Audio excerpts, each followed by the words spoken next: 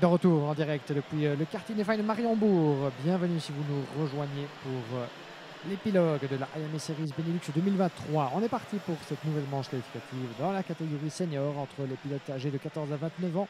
B contre F, deux nouveaux groupes qualificatifs au terme des séries qualifs qui se sont déroulées vendredi début d'après-midi. Avec en pole position Bart Ploeg, le numéro 281 du team de Thierry Delray. Kevin Lantinga à ses côtés, le numéro 296, suivi de Alessandro Tudisca, Noah Maton, Angelo Meli, Heidi Prevost en troisième position, en troisième ligne pardon, depuis la sixième place. Quatrième ligne, nous avons Floris Koster et Enki Kalteren. Devant Tobias Norman, Mirko Wouters, Engvek Junior, Thibaut Gelade, Casper Norman, Luca de Grange depuis la septième ligne. Huitième ligne, Théo Pirmé et Florent Dirda, suivi de Mika Voss, Dylan Visser, Danny Bowman, Tess Vorskor, Jiro Van de Venvoorde, Wood de Rieder, Ruby Verlinden, Christophe Bingham et Darrell Bury. Un total de 25 pilotes sur notre grille de départ, prêts à en découdre dans des conditions toujours idéales, même s'il fait, comme vous le voyez, assez nuageux, relativement frais ici dans cette région du sud de la Belgique. Eh bien, la piste est tout à fait sèche, les pneus slick sont de mise pour les pilotes de cette catégorie senior qui doivent jongler avec un train et demi, 6 pneus entre les séries qualificatives et la finale. Donc un défi à n'en pas douter pour tous ces pilotes de pouvoir s'en tirer à bon compte avec pas mal de manches à disputer. Donc les qualifs, 5 manches et la finale jusqu'au terme du week-end qui décernera le trophée de vainqueur 2023 de cette compétition. Ils sont plusieurs à pouvoir y prétendre. Et certains lèvent le bras, on semble parti, les feux s'éteignent, green, green, green, on est parti. Je pensais que Bart Ploeg avait hésité l'espace d'un instant et un pilote qui se retrouve à contre-courant malheureusement, le numéro 217 là-bas dans le premier virage. Il s'agit dans les profondeurs du classement, le numéro 217 de Thijs Verskoor, le pilote néerlandais qui se retrouve en bien fâcheuse posture là-bas. Il y a un autre pilote, vous l'avez vu sur la gauche, qui est au ralenti dans le virage numéro 2. À part ces deux petits incidents, ça se passe bien pour l'entièreté du peloton et certainement pour Bart Ploeg, le pilote leader sur la grille et leader dans ce premier tour qui déjà creuse un petit écart sur le reste du peloton au passage de l'épingle de l'ancienne ligne de chemin de fer de l'autre côté du tracé, là-bas où la piste partant humide a tendance à s'assécher beaucoup plus lentement qu'à certains endroits du circuit de par sa proximité avec la zone des arbres et la zone forestière. Alors que vous le voyez, nous avons un pilote là-bas qui est dans le bas-côté malheureusement. Nous avons perdu Florent Dirda, je pense, qui manque à l'appel malheureusement pour lui.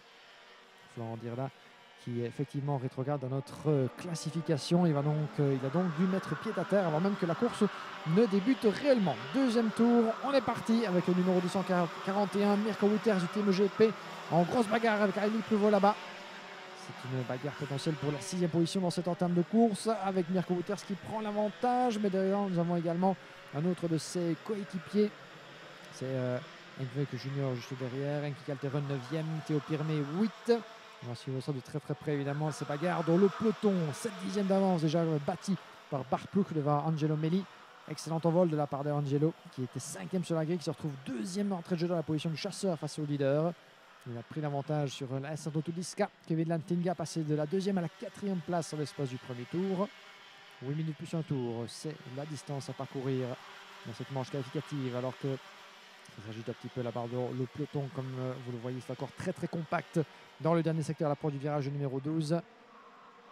De retour sur la ligne droite de départ et d'arrivée, alors qu'à la corde, ça passe là-bas pour le numéro 267, Enki Kalteren du team RSD. Il vient de prendre l'avantage sur Ali Prevost, bien joué sur le pilote français là-bas.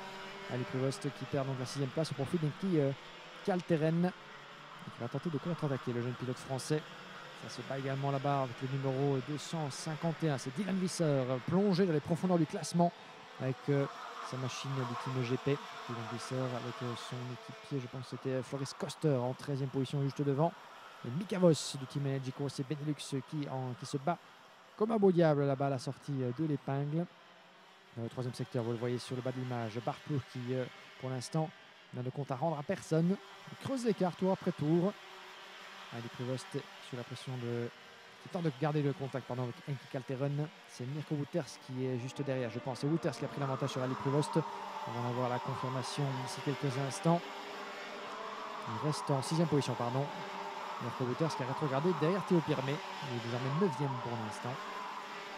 Nous sommes ici en direct avec Enki Kalteren, le numéro 267, Alessandro Tudisca, son équipier. En 3e position, Tudisca, le 265, à la poursuite d'Angelo Meli. Ça va être très très serré entre ces deux-là. Angelo Melli en deuxième position, numéro 224. Gare à la bagarre pour la deuxième position. Angelo Melli sous les couleurs du team Eurokarting. Angelo Melli bien attaché à cette deuxième position. Que peut-il faire là-bas? Ça va être compliqué de résister jusqu'au bout, j'ai l'impression. Alors que ça permet à Barpouk évidemment de creuser l'écart et ça passe à l'accord du virage pour Alessandro Tudisca. Bien joué de la part de Tudisca. Et voilà donc qui prend l'avantage de plus belle sur Angelo Melli pour le gain de la deuxième position. Ces deux-là n'ont pas fini en tout cas de s'expliquer. Et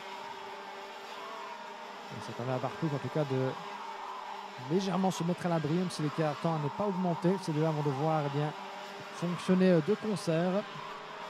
Angelo Melli qui évolue sous les couleurs du team EGP. Autant pour moi, j'avais un petit doute là-bas, mais effectivement, la liste d'engagés n'est pas encore mise à jour à ce sujet. Mais effectivement, Angelo Melli qui, il fut un temps, eh bien, faisait partie du team Eurokarting et a rejoint les rangs du team EGP de la famille Ekmans pour cette ultime épreuve du championnat. Autant pour moi. Et voilà qui se bat depuis donc la deuxième position, lui qui s'était qualifié, qui était en tout cas cinquième sur la grille. Après un bel exercice qualificatif hier en début d'après-midi, les conditions on ne peut plus précaires. Cette catégorie senior toujours âprement disputée. Barpouk toujours à portée de fusil, j'ai envie de dire, de la part de ses différents poursuivants, puisque l'écart est passé de 7 à une demi-seconde. Ça va être intéressant. Il reste 5 minutes plus un tour et rien n'est encore joué pour le gain de la victoire, puisque on pensait Barpouk avec une avance suffisamment confortable et un rythme assez soutenu pour lui permettre de voir le drapeau à l'année sereinement. Il n'en sera potentiellement rien. On va suivre ça de très très près, alors que derrière également une grosse bagarre à 4 là-bas avec le numéro 318 pris en tenaille dans les profondeurs du classement. Il s'agit de Darrell Bury en pleine explication avec Christophe Bingham, Lucas Legrange et Jiro van de Venvoorde. C'est sur les rebords du top 20 là-bas. On est de retour avec les deux leaders dans l'enchaînement de l'escargot, les virages 10 et 11, la descente vers l'entrée de la pit lane et le dernier secteur. Mais Barpouk en tout cas qui commence un petit peu à sentir poindre derrière lui la pression de Tudisca d'Angelo Melli. Melli doit faire tout ce qui est en son pouvoir évidemment pour rester au contact. Tente de gagner un petit peu en vitesse en se penchant sur son volant. 2 dixièmes désormais, un excellent rythme de la part d'Alessandro Tudisca, plus que menaçant sur Barpouk. C'est ici que cette course qualificative peut basculer. On est passé de 7 dixièmes à quasi rien. Regardez-moi ces 3 protagonistes dans la même image à la sortie du virage numéro 2, numéro 3 désormais. Barpouk n'est plus tranquille, le pilote du Thierry Delray Racing Team. Il va devoir user de toute sa science du pilotage pour fermer la porte autant que faire se peut, puisque Tudisca n'entend pas de cette oreille. Il est très menaçant là-bas. Il doit prendre son temps évidemment, ne pas se précipiter, mais il sait que plus il attend, et plus ce sont des chances également pour Angelo Melli d'aller le titiller. Melli qui entend bien profiter de cette occasion pour pourquoi pas aller chercher sa première victoire du week-end. Barpouk, Alessandro Tudisca, Angelo Melli, 3 des protagonistes que l'on connaît bien évidemment dans le cadre du championnat de Belgique pour les avoir vus grimper les différents échelons avec des nouvelles couleurs donc pour Angelo Melli. Et regardez le dépassement, on le sentait poindre. Premier virage, il se fait pour Tudisca. Bien joué de la part d'Alessandro. Il gesticule à Barpouk pour lui dire de continuer, restons en formation serrée. On continue comme ça jusqu'à l'arrivée. Ça ne sert à rien de se mettre au tas en quelque sorte. Ça ne sert à rien de prendre trop de risques. Cette journée ne fait que commencer. La route est encore longue jusqu'à la finale. Mais certainement Barpouk n'entend pas de cette oreille. Il y a d'autres ambitions en tête sous son casque, on n'en a pas douté. Mais il doit résister au retour d'Angelo Melli. Est-ce que Melli peut imiter son compatriote Noah Maton en 4e position juste derrière, qui tente de faire le contact. Le pilote RSD qui voit évidemment l'opportunité qui se dessine. Il sait qu'il pourrait éventuellement aller à la rescousse de son équipier. 5e position pour Kevin Lantinga devant Anki Kalteren, 6e. Hailey Prevost 7 devant Théo Pirmé, Mirko Bouters et Mika Voss. Ils sont groupés comme un seul homme à l'entame du premier virage. Tudisca sous la pression de Barpouk qui avait une bonne sortie là-bas, qui changeait légèrement de ligne en sortie du premier virage. Est-ce que l'épingle du virage numéro 3 pourrait lui profiter? Pas encore. Légèrement, regardez l'eau encore qui stationne sur le vibreur en sortie du virage 3. Certains n'hésitent pas à y aller allègrement. Noah Maton a bien senti le piège. C'est pas le moment de commencer à mouiller ses pneus. Ça risquerait de vous coûter gros en termes d'adhérence évidemment. Maton qui commence à grappiller également un petit peu son écart. Il reste encore 1 seconde 2 à aller chercher sur Angelo Melli, mais il a tourné en 55-9 Noah Maton, son meilleur tour dans cette manche qualificative à ce stade pour un 56-2, 56-3 pour les deux leaders. Donc voilà une opportunité à les saisir pour Noah Maton. Il pousse comme jamais depuis l'entame de cette épreuve. Tour qualif après tour qualif pour le jeune pilote RSD. Il va bien aller soutenir son équipier en tête, Alessandro Tudiska. On aurait bien besoin d'un petit coup de main pour tenter d'aller chatouiller Bart Ploeg et Angelo Meli. Oui, que ça va être serré jusqu'à la fin là-bas. Ils se tiennent dans un mouchoir de poche. On pourrait presque sentir leur pare-choc qui se touche. Et Meli qui passe à l'attaque et qui s'empare de la deuxième place. Bien joué. Angelo Meli qui pose son châssis Esprit en deuxième position. Et voilà qui devient le chasseur numéro 1 de Alessandro Tudiska. Tudiska qui a tenté de mettre quelques mètres d'avance entre lui et ses deux poursuivants. Regardez cette agressivité des pilotes à la sortie de l'épingle qui n'hésite pas à surmonter le vibreur du virage numéro 7. De bien belle manière évidemment. L'enchaînement de l'escargot là-bas. Rien n'est encore joué. Nous sommes dans les dernières secondes. On rajoute un tour évidemment. Nous allons rentrer dans les deux dernières boucles de cette manche qualificative. Après celle-là, on passera du côté des juniors pour leurs deux premières manches de la journée. Mais avant cela, nous avons besoin d'un vainqueur. Et Bart Ploeg qui prend la deuxième place au détriment d'Angelo Meli. Bien joué. Et regardez la gestuelle de la part de Bart Ploeg qui signifie Angelo Meli. Pense avec ta tête, pilote avec ta tête, puisque la victoire est encore possible. Ça ne sert à rien de s'attaquer, ça ne sert à rien de se faire perdre du temps mutuellement, puisqu'Alessandro Tudiska n'attend que ça évidemment pour prendre la poudre d'escampette et consolider sa victoire. Ce qui compte maintenant, c'est d'aller l'attaquer.